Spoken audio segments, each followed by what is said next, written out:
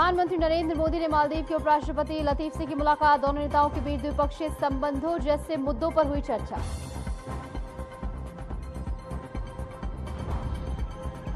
छब्बीसवां कारगिल विजय दिवस आज। थल सेनाध्यक्ष जनरल उपेंद्र द्विवेदी ने समारोह को किया संबोधित। कहा, हम उन बहादुर नायकों को नमन करते हैं जिन्होंने अपने प्राणों की आहुति दी है।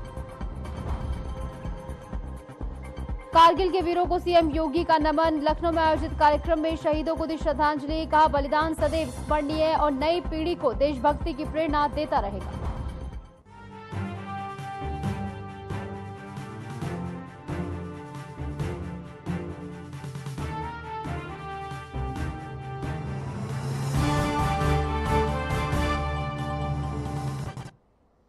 नमस्कार, मैं हूं आपके साथ निशु शर्मा और आप देख रहे हैं हमारा खास बुलेटिन हमारा उत्तर प्रदेश। चलिए शुरुआत करेंगे और सबसे पहले आपको उन्नाव लिए चलेंगे, जहां पर चंडीगढ़ विश्वविद्यालय का उद्घाटन हुआ है। देश की पहली एआई यूनिवर्सिटी यहां पर स्थापित हुई है। ऐसे में सीएम योगी आदित्यनाथ वहां पर पहुंचे हुए हैं। क्या कुछ कह रहे हैं, सुनवाते हैं।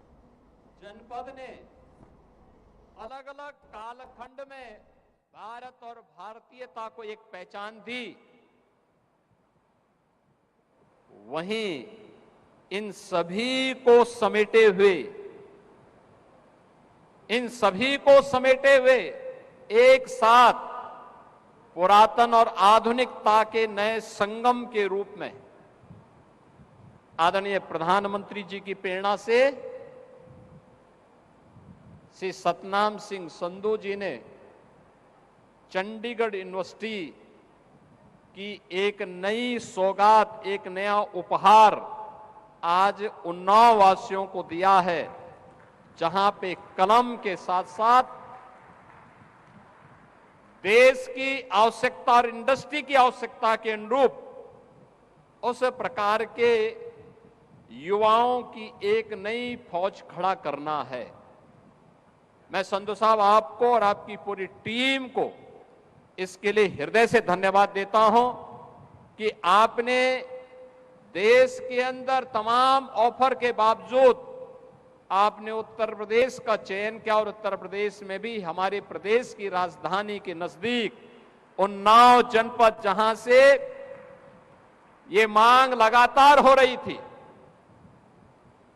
कि हमारे यहां भी कोई यूनिवर्सिटी होनी चाहिए, और आपने एक ऐसी यूनिवर्सिटी दी है जिसमें आधुनिकता भी है, जिसमें पुरातनता का भी बेहतर समन्वय है और जिसमें गति भी है, प्रगति भी है और भारत की समृद्धि के द्वार खोलने का एक नया जोश और जज्बा भी देखने को मिल रहा है।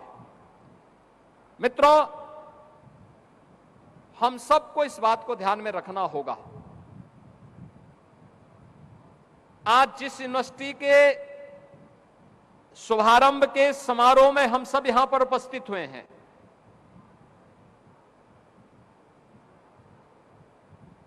यह प्रधानमंत्री मोदी जी के नए भारत के उन सपनों को साकार करने का एक नया वह कैंपस है जो एक साथ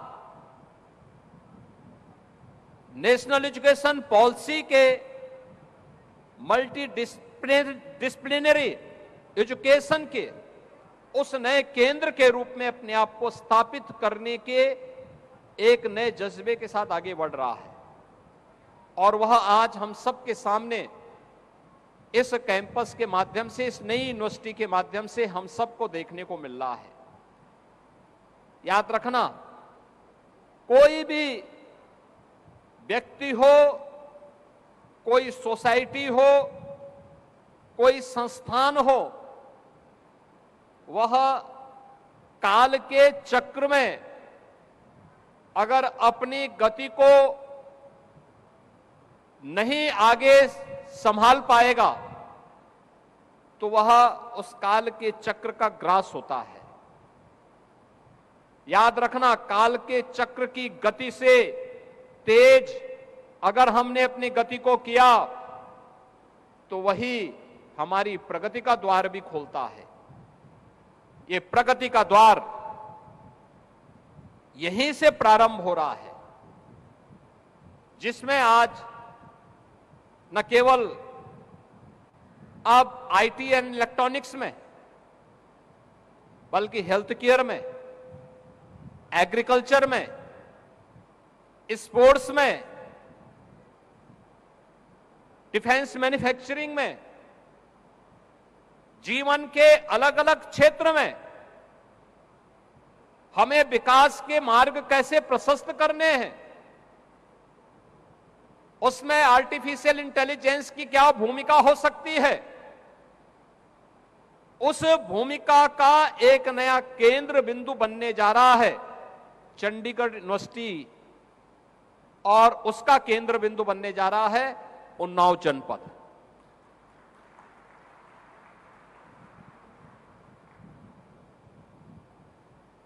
उन्नाव जनपद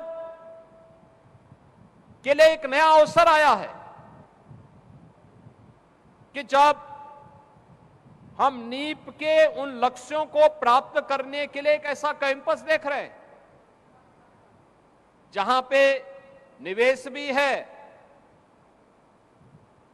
जिसमें आगे बढ़ने के लिए लोगों के सामने एक विजन भी है, एक मिशन भी है, और भारत को, विकसित भारत के सपने को साकार करने के लिए हमारे अकादमिक संस्थाओं की क्या भूमिका होनी चाहिए, उन भूमिकाओं को साकार करने का जो सपना है, उस सपने को साकार करने की एक व्यापक कार्य योजना को भी क्रियान्वित होते हुए हम देख सकते हैं। हमारी अकादमिक संस्थाओं का जो सबसे खराब पक्ष रहा है कि हमने अब तक अपने आप को एक टापू बना करके रख दिया था। शासन की जो योजनाएं युवाओं से संबंधित थी, उन योजनाओं की जानकारी हम अपने युवाओं को नहीं दे पाते थे। युवा अपने भविष्य के लिए अपनी आगामी किन रणनीति के साथ अपने अध्ययन के दौरान ही रणनीति तय कर ले, इसके बारे में अकादमिक संस्थाओं को उन्हें गाइड करने के लिए उस कैंपस का उपयोग किस रूप में किया जाना चाहिए, इसका भाव देखने को मिलता था।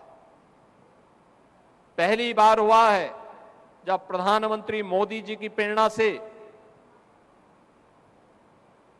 हमारे इंस्टीट्यूशन इंडस्ट्री के साथ वहां की स्थानीय आवश्यकताओं के अनुरूप उस प्रकार के इनोवेशन को, उस प्रकार की स्टडी को और उस प्रकार के रिसर्च एंड डेवलपमेंट के कार्यक्रम का केंद्र बिंदु हमारी अकादमिक संस्थाओं को बनाने की ओर अग्रसर हुए हैं। नेशनल एजुकेशन पॉलिसी उसमें हमारा मार्गदर्शन करता है और उसका एक जीवंत रूप यहां पर आज चंडीगढ़ यूनिवर्सिटी के रूप में आपके सामने देखने को मिल रहा है। सचमुच ये छात्र सौभाग्यशाली हैं जो प्रथम सत्र में इस यूनिवर्सिटी में प्रवेश लिए हैं और उन्होंने उस विजन को नजदीक से देखा होगा और उसको अब यहां पर क्रियान्वित होते हुए देखेंगे। मैं धन्यवाद दूंगा कि इन्होंने पहले चरण में यहां पर मेडिकल हेल्थ केयर में और एग्रीकल्चर के लिए ईआई का उपयोग किस रूप में हो सकता है, चंडीगढ़ यूनिवर्सिटी ने इस कैंपस को उसका आधार बना करके अलग अलग चरणों में ईआई के द्वारा कैसे हम उन लक्ष्यों को प्राप्त कर सकते हैं, उस दिशा में जो प्रयास प्रारंभ होने चाहिए वह कार्य करना प्रारंभ किया है। और मुझे प्रसन्नता है कि अब तक हम लोग इस बात को सोचते थे। हमारी सरकार ने 2021 में एक व्यवस्था भी बनाई कि हम उत्तर प्रदेश के युवाओं के लिए उन्हें डिजिटली सक्षम बनाने के लिए उन्हें हम प्रदेश सरकार की ओर से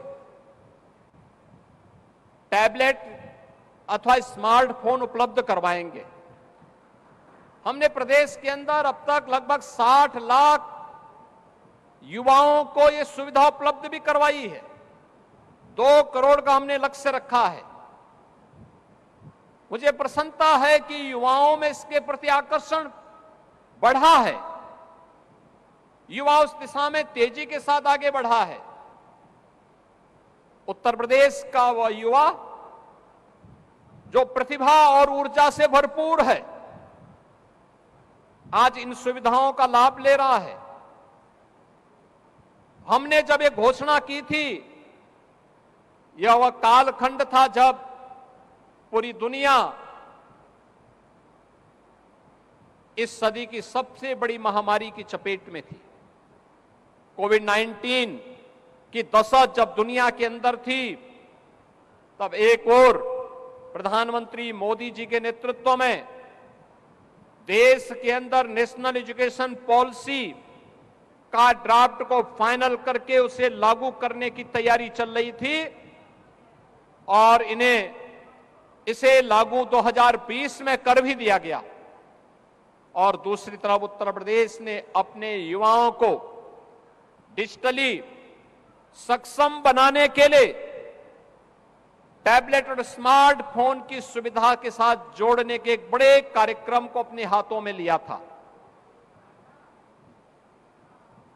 आज मैं देखता हूं कि हर एक जनपद में अकादमिक संस्थाओं में एक नई प्रतिस्पर्धा प्रारंभ हुई है। और प्रतिस्पर्धा प्रारंभ इस बात को लेकर के हुई है कि हमें नेक का मूल्यांकन में अच्छी रैंक लेनी है। एनआईआरएफ की रैंकिंग में हमें भी नेशनल और रीजनल स्तर पर अपना एक टॉप 10 में, टॉप 20 में अपना स्थान तैयार बनाना है। एक नई प्रतिस्पर्धा प्रारंभ हुई है और उस प्रतिस्पर्धा का परिणाम है उत्तर प्रदेश के अंदर हमारे राज्य विश्वविद्यालयों की कुलाधिपति के रूप में आदरणीय राज्यपाल महोदय के मार्गदर्शन में उत्तर प्रदेश के जो हमारे राज्य विश्वविद्यालय हैं, उनमें से 6 विश्वविद्यालयों को ये AA+ की नेक की रैंकिंग प्राप्त हुई है। 2 विश्वविद्यालय ऐसे हैं जिन्हें A+ की का ग्रेड प्राप्त हुआ है। एनआईआरएफ में भी उनकी रैंकिंग में काफी सुधार हुआ है। और जब चंडीगढ़ यूनिवर्सिटी की बात हम करते हैं तो चंडीगढ़ यूनिवर्सिटी अपने उत्कृष्ट कार्यों के लिए पहले से ही एनआईआरएफ की टॉप 20 यूनिवर्सिटी में यह अपनी गिनती रखता है। यानी यह दिखाता है कि अब इस नई प्रतिस्पर्धा के साथ हमें आगे बढ़ना होगा, क्योंकि चंडीगढ़ यूनिवर्सिटी को जब हम देखते हैं तो मुझे लगता है कि उत्तर प्रदेश में अब निजी क्षेत्र के विश्वविद्यालयों की भी एक अच्छी खासी संख्या हो गई है। इससे पहले तो नाम से आप सुन रहे थे सीएम योगी आदित्यनाथ को। चलिए इस बीच वक्त हो चला एक छोटे से ब्रेक का। ब्रेक के बाद एक बार फिर से हाजिर होंगे।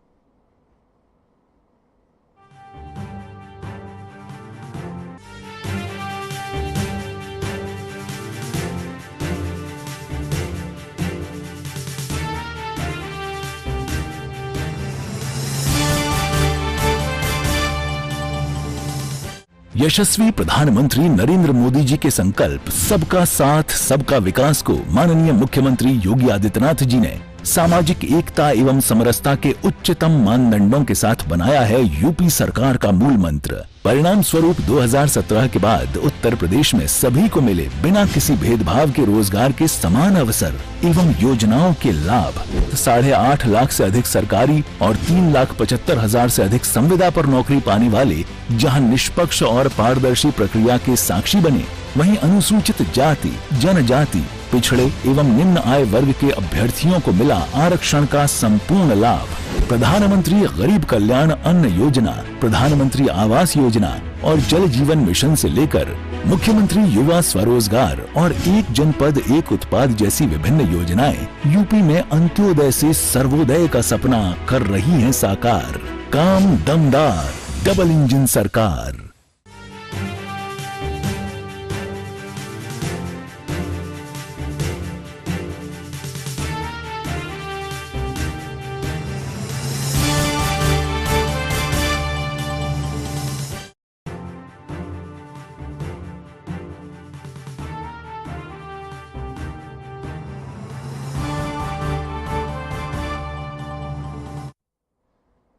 स्वागत है आपका। ब्रेक के बाद चलिए एक बार फिर से रुक करेंगे तमाम खबरों का, लेकिन उससे पहले एक बार फिर से आपको ले चलेंगे उन्नाव, जहां से सीएम योगी आदित्यनाथ क्या कुछ कह रहे हैं, सुनिए। नाम पर हम लोगों ने आजमगढ़ में भी एक विश्वविद्यालय बनाया है, स्थापित किया है और प्रारंभ भी हो चुका है। 3 नए विश्वविद्यालय, जिसमें मां पाटेश्वरी देवी के नाम पर देवीपाटन मंडल में एक विश्वविद्यालय, मां विंध्यवासिनी धाम के नाम पर एक विश्वविद्यालय मिर्जापुर में और तीसरा विश्वविद्यालय हमारा स्थापित हुआ है। यह गुरु जंबेश्वर के नाम पर मुरादाबाद में भी ये तीनों विश्वविद्यालय ने भी अपने कैंपस इस वर्ष से प्रारंभ कर दिए हैं। 6 नए विश्वविद्यालय के साथ साथ प्रदेश का पहला आयुष विश्वविद्यालय अभी हाल ही में देश की माननीय राष्ट्रपति जी के कर कमलों से गोरखपुर में उसका लोकार्पण संपन्न हुआ। प्रदेश का पहला मेडिकल यूनिवर्सिटी, यह भी इसका कैंपस आदरणीय प्रधानमंत्री जी के कर कमलों से पहले ही प्रारंभ हो चुका है। और प्रदेश का पहला स्पोर्ट्स यूनिवर्सिटी मेरठ में हमारा वर्तमान में निर्माणाधीन है और उसका कैंपस इस वर्ष से हम पहला सत्र उसका प्रारंभ करने जा रहे हैं। एक नए कृषि विश्वविद्यालय की भी स्थापना हम लोग महात्मा बुद्ध के नाम पर उनकी महापरिनिर्वाण स्थली कुशीनगर में करने जा रहे हैं। कुशीनगर महात्मा बुद्ध की महापरिनिर्वाण स्थली है और वहां पर भी एक कृषि विश्वविद्यालय प्रारंभ होने जा रहा है। अलग अलग सेक्टर में किए जाने वाले कार्य प्रदेश सरकार के द्वारा हमारे कैंपस में आधुनिक तकनीक का लाभ, मॉडर्न टेक्नोलॉजी का लाभ, मॉडर्न एज कोर्सेज के साथ हमारा युवा जुड़ सके, इसके लिए हम लोगों ने टाटा टेक्नोलॉजीज के साथ और अन्य तमाम ऐसे संस्थानों के साथ अपने एमओयू किए हैं जो हमारे युवा शक्ति को आधुनिक तकनीक के साथ जोड़ने के साथ साथ समाज और राष्ट्र की आवश्यकता के साथ साथ वैश्विक मांग के अनुरूप युवाओं को तैयार कर सके। मित्रों, एक तरफ हमें समाज और राष्ट्र की मांग के अनुरूप अपने युवाओं को तैयार करना होगा, लेकिन वर्तमान की चुनौती भी हम सबके सामने है और वह चुनौती है कि हमारे कैंपस, याद रखना, हमारी प्रगति और हमारी समृद्धि हमारे लिए, आने वाली पीढ़ी के लिए प्रेरणा तभी बन सकती है जब हम अपने जीवन को नियमित और संयमित रूप से आगे बढ़ाने के लिए एक अनुशासित रूप से अपने पाठ्यक्रम और अपने द्वारा विश्वविद्यालय या हमारे गुरुजनों के द्वारा, हमारी फैकल्टी मेंबर्स के द्वारा जो हमें गाइड दिया गया है, जो हमें उनका मार्गदर्शन प्राप्त हो रहा है, जब हम उसके अनुरूप चलते हैं। याद रखना, जहां जीवन में अनुशासन भंग हुआ, वहां अनुशासन भंग होते ही जीवन में दुशासन का प्रवेश प्रारंभ होता है और दुशासन के प्रवेश का मतलब फिर महाभारत, और महाभारत केवल विनाश करता है। याद करना, एक संस्कारवान युवा ही एक समर्थ और सशक्त भारत की आधार बन सकता है। भारत का भविष्य बन सकता है। और भारत के उस भविष्य को तराशने के लिए आज कलम और तलवार के बेहतर समय। आगे बढ़िए, खबर सहारनपुर से है, जहां एंटी करप्शन टीम ने शिक्षा विभाग के स्टेनो अजय कुमार को 5,000 की रिश्वत लेते हुए रंगे हाथों गिरफ्तार किया है।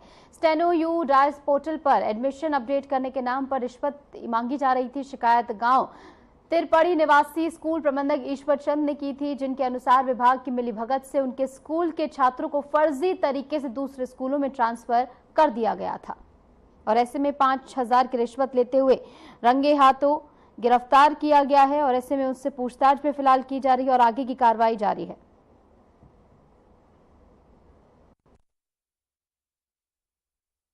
मामला ये हुआ कि मेरे साथ काम करता था विश्वास कुमार, उसने इन डिपार्टमेंट वालों से मिलकर मेरे जो पोर्टल पर बच्चे थे, मेरे नाम पर रजिस्टर्ड जो बच्चे हैं, उनको दूसरे स्कूलों में ट्रांसफर कर दिया। मैंने इनसे बात की, इन्होंने मुझे बताया कोई बात नहीं, वो वापस आ जाएंगे। कैसे वापस आ जाएंगे? फिर भी ऐसा है कि आदेश कराने पड़ेंगे और उस आदेश के लिए कुछ पैसे लगेंगे।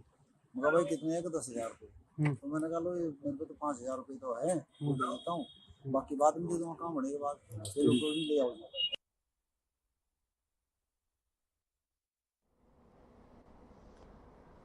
खबर कुशीनगर से है, जहां पुलिस और प्रशासन की टीम ने देवरिया कस्या मार्ग पर स्थित पर्ल होटल और उत्सव मैरिज लॉन में छापेमारी की।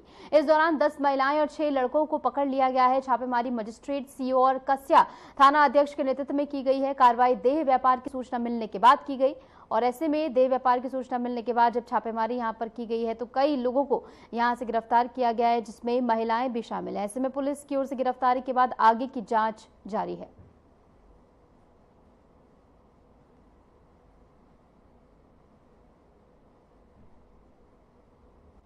व्यापार की पुलिस को सूचना मिली थी, जिसके बाद पुलिस छापेमारी करने पहुंची। ऐसे में कई लड़कों और महिलाओं को यहां से गिरफ्तार किया गया है। गिरफ्तारी के बाद उनसे पूछताछ की जा रही है और ऐसे में इसमें कई और लोग भी संलिप्त हो सकते हैं, तो इसके मद्देनजर पूछताछ के बाद आगे अन्य गिरफ्तारियां भी हो सकती हैं। फिलहाल पूछताछ चल रही है और आगे की कार्रवाई भी जारी है। खबर अलीगढ़ से है, जहां पाइपलाइन की खुदाई के दौरान थाना क्वारसी इलाके के गांव भरेती में 11 उर्दू में लिखे सोने के सिक्के मिलने से हड़कंप मच गया। सिक्के पाए जाने की सूचना तुरंत स्थानीय पुलिस को दी गई। पुलिस ने सिक्कों को कब्जे में लेकर खुदाई रोक दी है। खुदाई कर रहे मजदूर की तबीयत अचानक बिगड़ गई। गांव में नाले निर्माण के लिए चंदा इकट्ठा कर खुदाई की जा रही थी, तभी ये घटना हुई।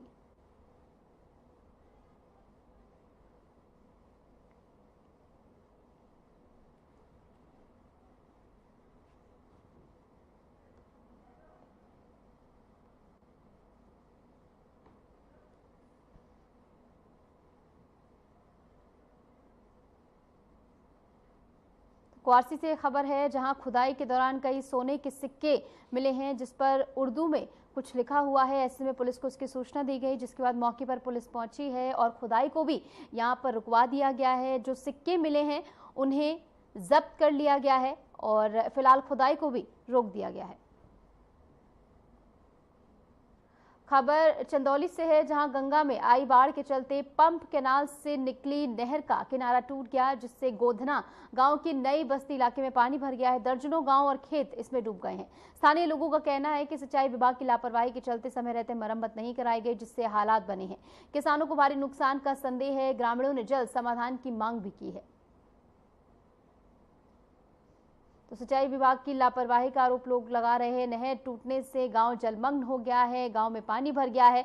ऐसे में लोग इससे बेहद परेशान हैं। तस्वीरों में आप देख सकते हैं किस तरीके से जो रास्ता टूटने के बाद पानी बह रहा है और पूरा गांव जो है इसमें जलमग्न हो गया है। लोग इससे बेहद परेशान है, जनजीवन इससे बुरी तरह प्रभावित हुआ है। ऐसे में सिंचाई विभाग पर लापरवाही के आरोप ग्रामीण लगाते हुए नजर आ रहे हैं और देखना होगा हालात को किस तरीके से आने वाले समय में काबू किया जाएगा। और नहर टूटने से ये हालात यहाँ पर बने हैं, जिसके चलते गांव जलमग्न हो गया है और लगातार पानी जो है गांव में भर रहा है। ऐसे में आने वाले समय में हालात जो है और बिगड़ सकते हैं, जिसको लेकर पुलिस यहाँ पर संजीदा तौर पर नजर आ रही है और फिलहाल आने वाले समय में मुश्किलें ना बढ़े, इसके लिए कार्रवाई यहाँ पर की जा रही है। और लोगों की ओर से फिलहाल गंभीर आरोप ये लगाया जा रहा है कि सिंचाई विभाग की लापरवाही के चलते ये हुआ है, जिससे उनका जनजीवन बुरी तरह प्रभावित हो गया है। तस्वीरें भी आपको दिखा रहे हैं, देखिए किस कदर जो नहर टूटने से पानी जो है गांव में भरने लगा है और लगातार पानी जो है वो गांव की तरफ जाता हुआ आपको तस्वीरों में भी नजर आ रहा है, जिसके चलते ये पूरा गांव जलमग्न हो गया है, लोगों के घरों तक में पानी भर गया है। और फिलहाल के लिए हमारे इस खास बुलेटिन में इतना ही। नमस्कार।